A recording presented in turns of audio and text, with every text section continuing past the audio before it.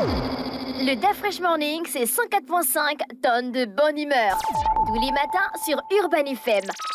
La meilleure radio de la capitale. La meilleure radio de la capitale. Sur les 104.5 Urban FM, la station est bonne avec Mosley, bonjour. Rebonjour Dafresh, rebonjour tout le monde. On a un invité ce matin. Oui, effectivement, on a un invité ce matin, le suppléant sénateur Kevin Ekwaga. Voilà, que c'est lui que nous recevons ce matin.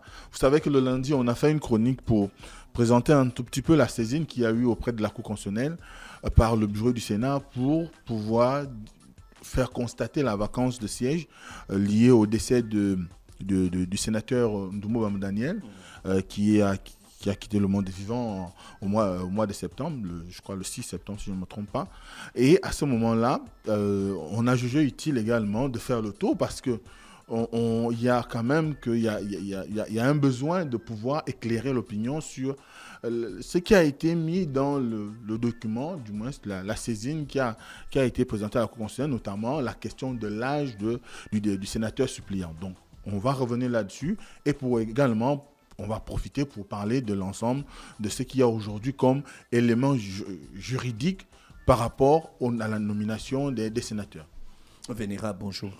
Bonjour. Merci d'avoir accepté notre invitation. Alors, c'est moi qui vous remercie. Quelle est la situation actuelle? Alors, merci de me donner l'occasion d'édifier l'opinion par ma petite connaissance et expérience. Alors, la situation actuelle, il faut peut-être partir de l'origine. Nous avons été nommés par le président de la République en date du 26 février 2021 parce que la loi lui permettait désormais. Après la révision constitutionnelle qui a eu lieu, la promulgation de la nouvelle constitution a eu lieu le 11 janvier 2021. Alors, lorsqu'une nouvelle constitution rentre en vigueur, il y a beaucoup de choses qui changent. Et au sein de cette constitution, en l'article 4, alinéa 2, il est dit que sont électeurs et éligibles aux élections présidentielles, parlementaires et locales, sont électeurs et éligibles tout Gabonais de 18 ans révolus jouissant de leurs droits civils. Et un peu plus loin dans la Constitution, à l'article 47 de la Constitution, elle définit le domaine de la loi. Donc, l'article dit, à l'exception des cas expressément prévus par la Constitution, la loi définit les lois organiques. Donc, ce qui veut dire que lorsque l'article 4 a déjà expressément prévu certains critères, comme le critère de nationalité, le critère d'âge et le critère de non-discrimination par le sexe, la loi, en principe, devrait juste compléter, mais pas revenir sur le critère d'âge. Donc, la loi organique ayant été promulguée le 21 septembre, donc un peu plus tard que la nomination, le président de la République n'avait en sa disposition que la Constitution qui lui permettait de faire un certain nombre de nominations par rapport à sa vision, à son pouvoir discrétionnaire. C'est ainsi que nous avons été nommés le 26 septembre. Par la suite des événements du 26 février 2021 et le 6 septembre 2022, nous avons malheureusement perdu le vénérable sénateur Daniel Ndumo Bam. Ce qui fait que derrière, nous avons eu un conflit de loi.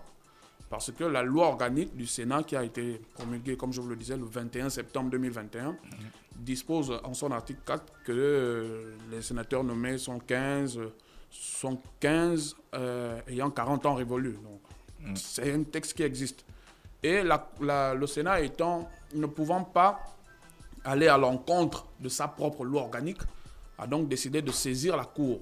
Est-ce que c'est ce qui a prévalu au moment où, au lendemain du décès du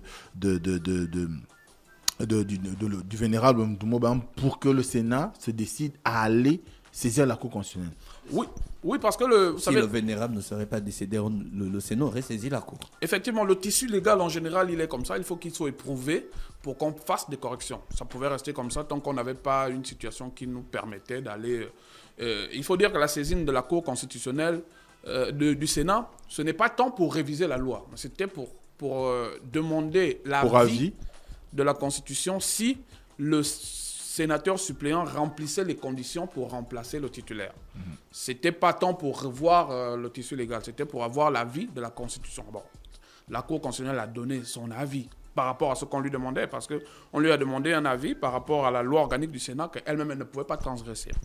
Donc, c'est ce conflit de loi qui fait que dans l'avis de la Cour renvoie donc à l'autorité de nomination président de la République pour nommer un sénateur. Bon, c'est à lui, par son pouvoir discrétionnaire. Mais je continue de dire que le président de la République ne s'est pas trompé parce que les éléments qu'il a à sa possession sont la Constitution qui permet de nommer et qui rend éligible tout Gabonais de 18 ans révolu.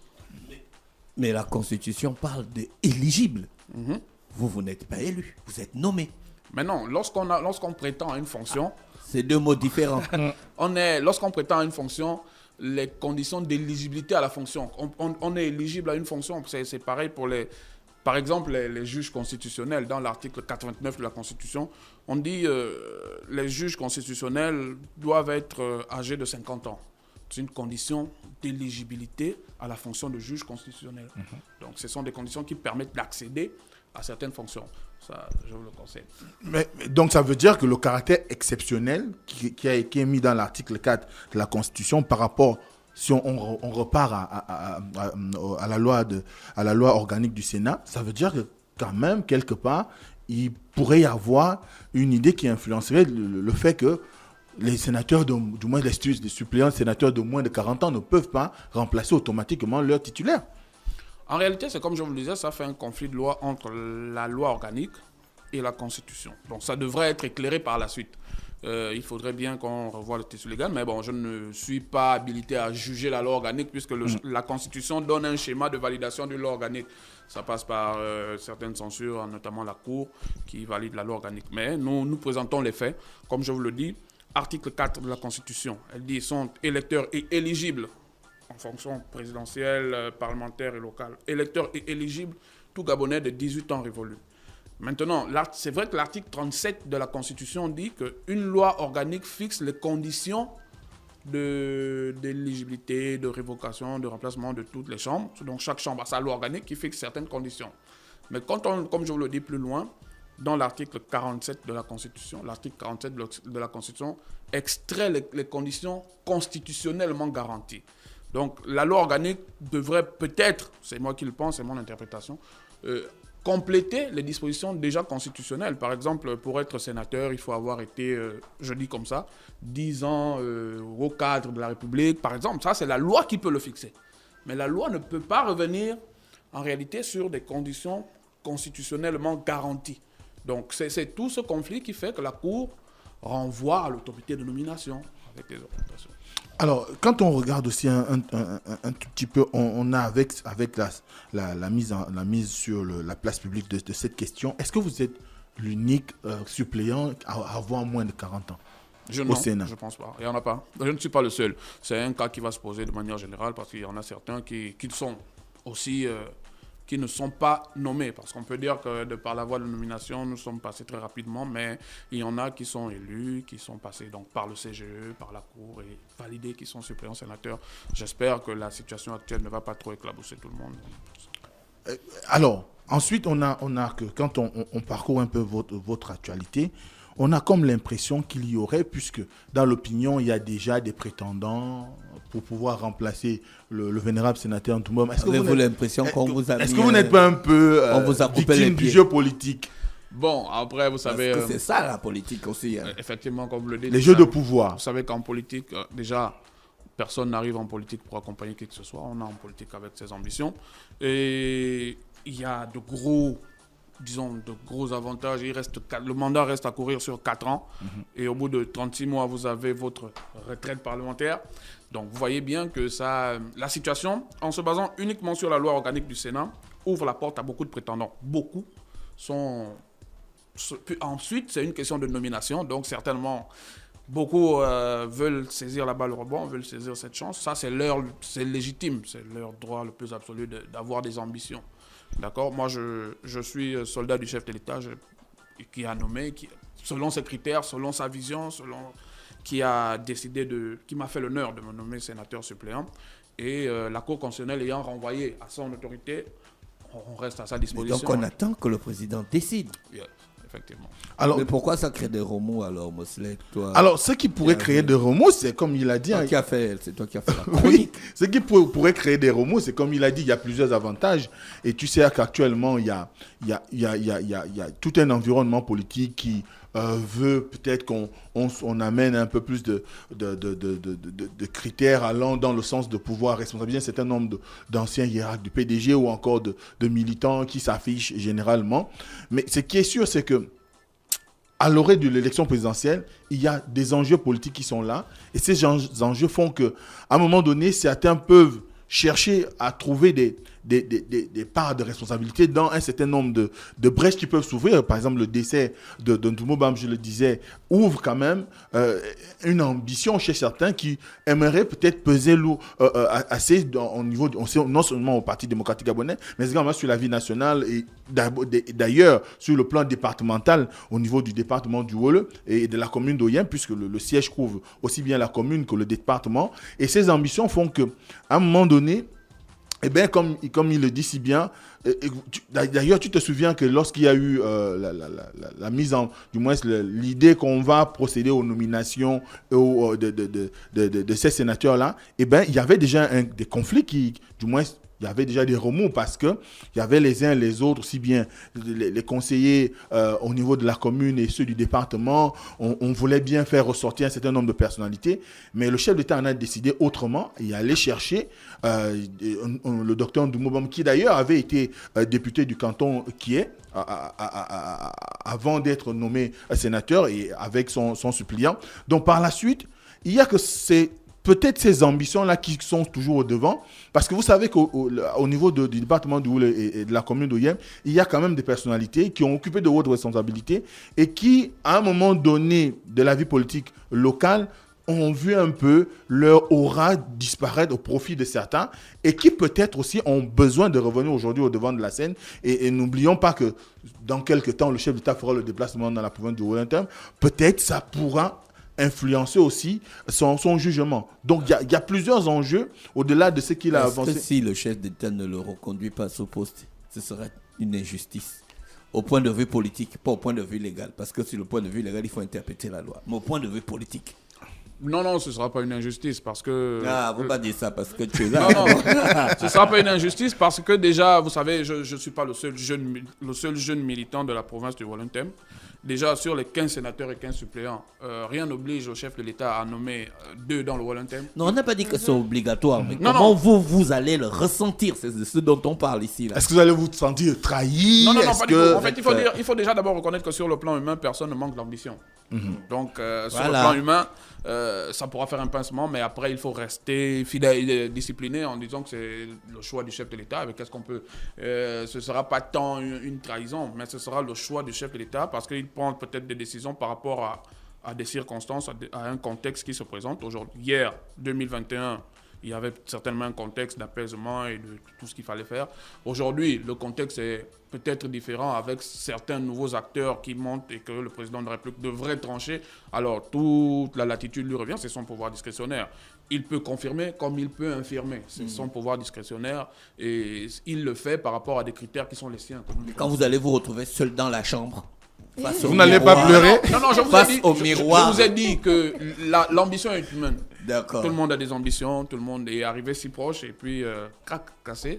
Humainement, ça peut penser, mais après, il faut prendre de la hauteur. Est-ce que vous pensez que vous êtes assez représentatif pour que le chef d'État aujourd'hui puisse à nouveau vous faire confiance, puisqu'il a déjà fait une fois en vous nommant suppléant sénateur? Est-ce que là, il pourra vous responsabiliser?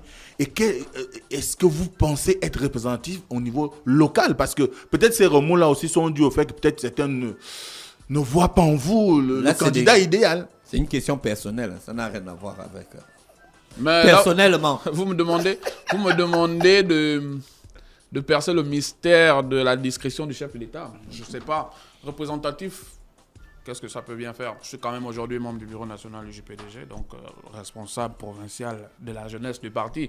Après, comme je le dis, c'est le critère du chef de l'État. Je ne sais pas si je suis assez représentatif. Ça dépend de quel plan, sur quel angle on le voit. Aussi sur le plan politique ou humain. Non, justement, politiquement, angle jeune, angle stratégique, angle opérationnel, c'est un peu toute cette complexité qui fait en sorte qu'on puisse dégager une opinion.